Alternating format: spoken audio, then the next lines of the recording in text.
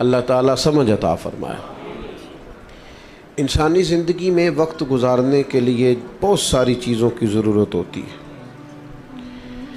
لیکن کچھ چیزیں ایسی ہوتی ہیں جو اتنی ضروری ہوتی ہیں کہ ان کے بغیر وقت گزرتا ہی نہیں۔ ان میں ایک اہم چیز ہے کہ انسان کا اخلاقی رویہ کیسا ہے۔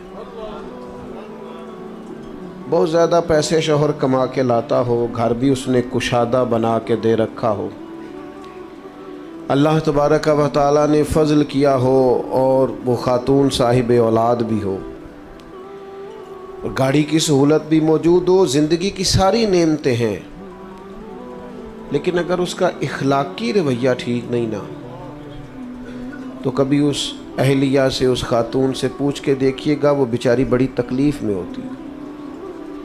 کہتی ہے کیا کروں ان پیسوں کا جب اسے بولنے کا ہی پتہ نہیں، اس کا لہجہ ہی ٹھیک نہیں، کیا کرنا ہے ان ساری چیزوں کو۔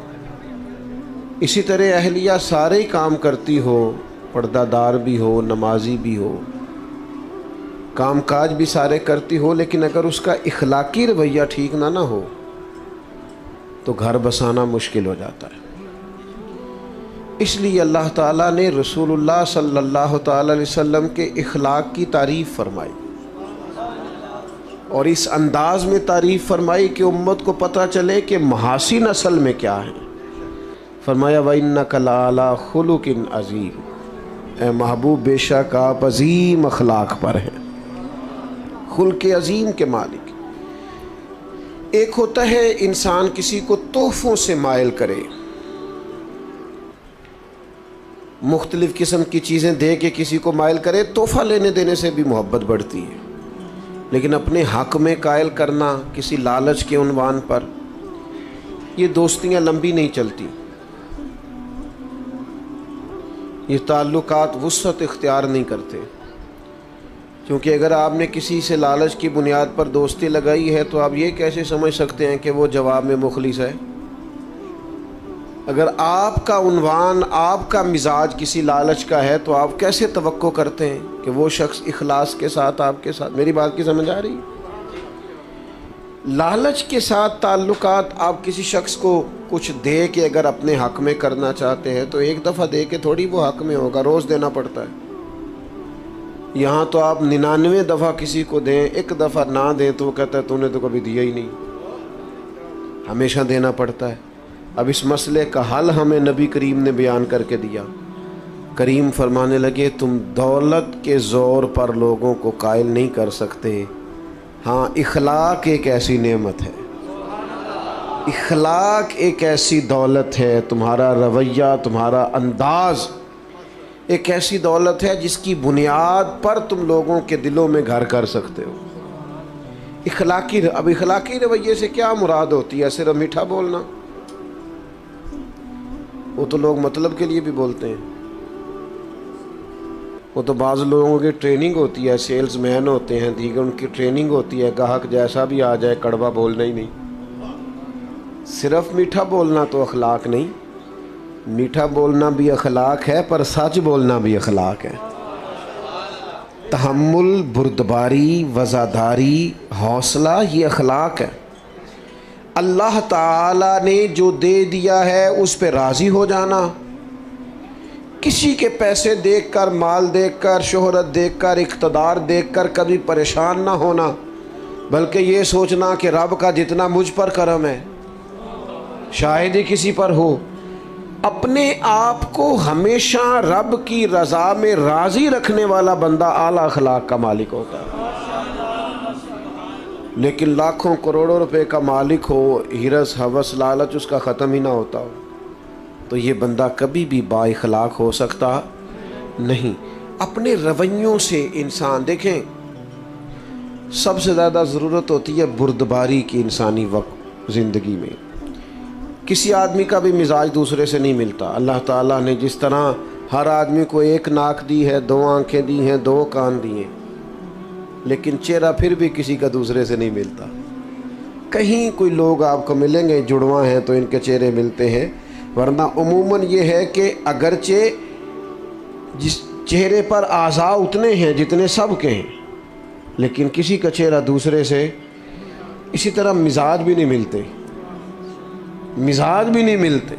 اور میرے والد صاحب کہا کرتے تھے نصیب بھی نہیں ملتے، وہ بھی اپنے اپنے ہوتے. تو آپ کا جب چہرہ نہیں ملتا، مزاج نہیں ملتا، لیکن گزارا تو کرنا نا لوگوں کے ساتھ. اگر ساری عادات آپ کو بہو کی پسند نہیں، داماد کی پسند نہیں، بھائی کی پسند نہیں، ساری عادات ملازم کی پسند نہیں، تو میرے عزیز کئی دفعہ ساری باتیں تو ماں باپ کی بھی پسند نہیں ہوتی. تو مزاج بردباری کا ہو، تحمل کا ہو، طبیعت میں ٹھہراؤ ہو. یہ انسان کی طبیعت میں بعض اوقات جلد بازی جب آتی ہے نا تو انسان پروقار نہیں رہتا. یہ ہمارے نوجوانوں کی طبیعتوں میں بہت جلدی ہوتی ہے، راتوں رات امیر ہونا چاہتے ہیں، کوئی چور دروازہ تلاش کرتے ہیں آگے جانے کا. آپ دیکھیں آج کل سوشل میڈیا پر مشہور ہونے کے لیے لوگ کیا کچھ کر رہے ہیں. اچھے بھلے سنجیدہ لوگ ہیں، نہیں بھی شہرت ہوگی تو کیا ہو جائے گا. حضرت مولا علی شیر خدا کرم اللہ تعالی وجہ الکریم فرماتے ہیں اسے مبارک ہو جسے تھوڑے لوگ جانتے ہیں. میں آپ کو کیسے، اللہ تعالیٰ مجھے معاف کرے کہیں کوئی ایسی بات نہ نکل جائے، کئی دفعہ استغفار کرتا ہوں اس کے حضور، لیکن جب آپ بہت معروف ہو جاتے ہیں تو آپ کی تو کوئی ذاتی زندگی نہیں رہتی، کوئی نجی زندگی نہیں. آپ تو اپنی مرضی سے کہیں آ جا ہی نہیں سکتے. کوئی کام دنیا کا، پہلی بات تو یہ ہے کہ ہر جگہ تو کیمرہ فٹ ہے. میں ایک جگہ پہ گیا 8-9 گھنٹے کا سفر کر کے، تو گرمی بھی بڑی شدید تھی اور کچھ لیٹ ہو گئے تو راستے میں رک بھی نہ پائے.